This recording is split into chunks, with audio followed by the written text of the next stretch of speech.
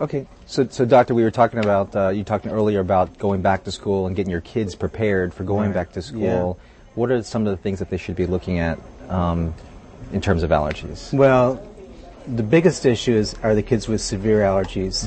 Where they can have anaphylaxis, or it's like killer allergy. And with killer allergy, you need to make sure they're prepared, that the school has adrenaline available to treat them, an injection actually. Something like this pen, something that they can have available if, God forbid, they got into the wrong food. So that's one thing. Do most schools have those? I mean, as part of their first aid? The child has to have it himself or herself. The school has to be ready to use it potentially. Are allergies, are parents really good about detecting allergies in children? I mean, because allergies can manifest themselves in so many different ways. So, I mean, are parents pretty good about they're noticing confused. anything? They're confused. Sometimes they'll say, "Oh, my child has so many colds. What's going on?"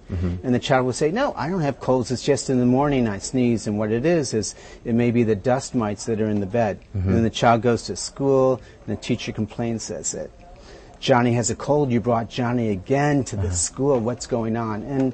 And that's not the issue. The issue is that Johnny has allergies. Yeah. And then the teacher dislikes Johnny because Johnny's make all these noises, and the teacher says, "Go to the principal's office. You're a bad boy." Right. And it's all allergies. And then the kid can't concentrate, so the kid's like dozing off, and they say, "Well, Johnny's taking drugs because his eyes are red." Right. And all these issues sort of mount up, add together. And then what they should be saying is, well, Johnny is allergic to pollen during recess, maybe allow him to be indoors, for example. Or the chalk dust that you're using, that sets off Johnny's asthma. That's why he's coughing. He's not trying to draw attention to himself. He's coughing because of the asthma that he has from that chalk dust. Or that pet hamster that they have in the classroom, that ain't good. That isn't good for Johnny. But maybe there's some confusion, or there could be some confusion from parents because from a hereditary standpoint, parents might say, we don't have any allergies.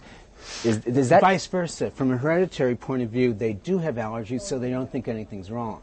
The teacher doesn't have allergies, so the teacher's wondering. Right. But in the house, they're all sneezing. They all have Kleenex everywhere. Throw it down everywhere. They're all the same. So it's confusing. The kid doesn't know any different, especially in a new school situation. Are allergies now as easily detectable through tests? I mean, is it a quick 1, 2, 3 for you to decide whether or not a child is allergic to something? It's pretty easy. Usually what I do in my office is I'll do a skin test, or we'll scratch someone for a panel of things they could be allergic to, the outdoors, the indoors, and some major foods. And then 15, 20 minutes later, you see, because the area gets red and swollen and itchy. So you can determine if they're allergic, if so, how much, and to what. And so that's good also for food allergies as an issue. Now should every kid be tested for, let's say, a set of allergies, just to make sure that they're not allergic to this, and particularly some of the ones that could be very dangerous to their health? Well, no.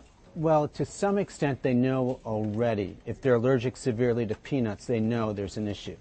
And you don't ahead of time test someone, but there are potential things, say with bee stings, where they could have a reaction, but it's not practical to test every single person. If, on the other hand, you got stung and you had hives all over your body and you had trouble breathing, that person should be tested, and you should know if there's because the next time it could be worse.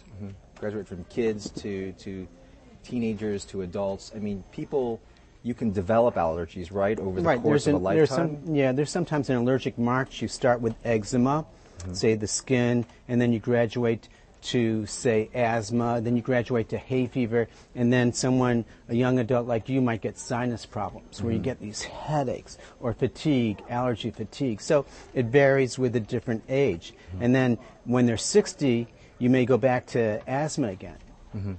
So there are different phases, different stages, different times, and also different months that you could have the problem.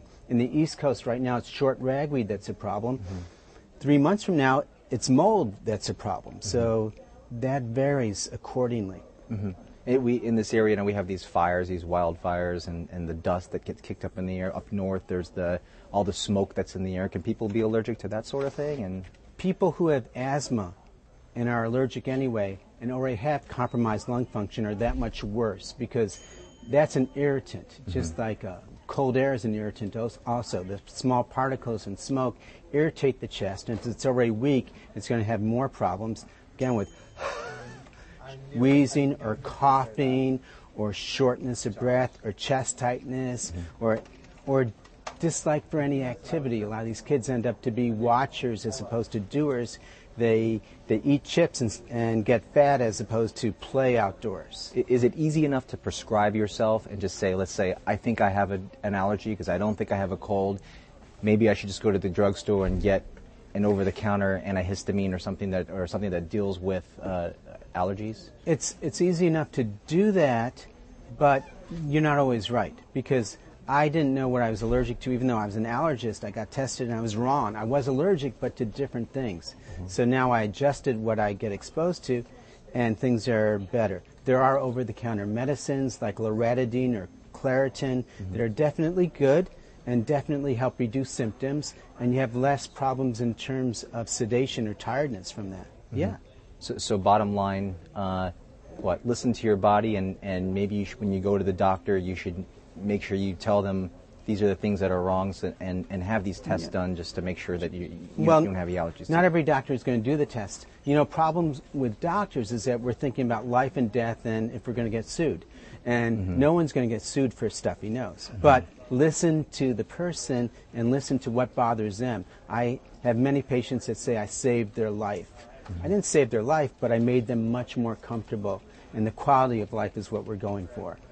Is there you don't want the kid to be a snotty kid, that no one likes. You know, who knows what happens later on? Or you want the kid to make sure that they breathe through their nose so their mouth doesn't stay open all the time and catch flies. And what are some of just easy things we could do in our everyday lives to, let's say, abate or ease any sort of symptoms that we may have from allergies?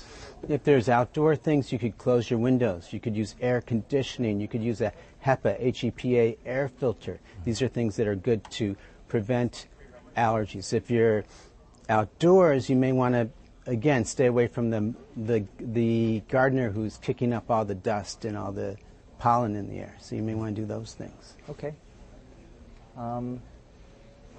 We good? Thank you, doctor, for joining us today. Thank you. Appreciate it.